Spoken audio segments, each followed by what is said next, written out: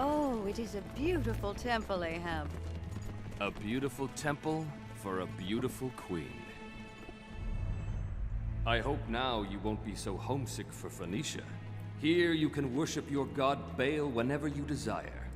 And perhaps you will finally embrace your new home with me here in Israel. Is Baal to be worshipped by me alone, Ahab?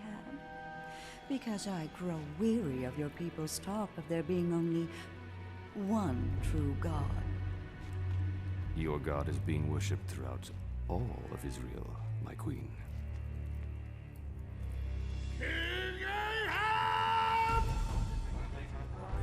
Who dares speak to the King of Israel this way? It is Elijah, prophet of the Lord! You have done evil in the sight of the Lord. You have built temples and altars to the false god Baal, and have done more to make the Lord God of Israel angry than any king of Israel before you. Prophet, you I are— am the servant of the living Lord, the God of Israel, and I swear in his name that it won't rain except at my word.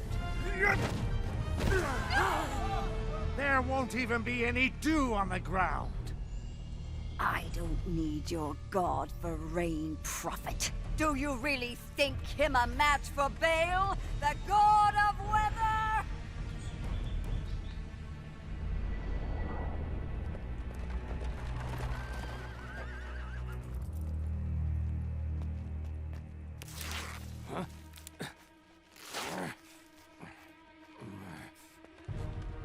Increase the sacrifices until Baal hears our pleas for rain. Then bring me the man responsible for this drought. And if you find any other prophets of the Lord, kill them! Search everywhere, but find Elijah.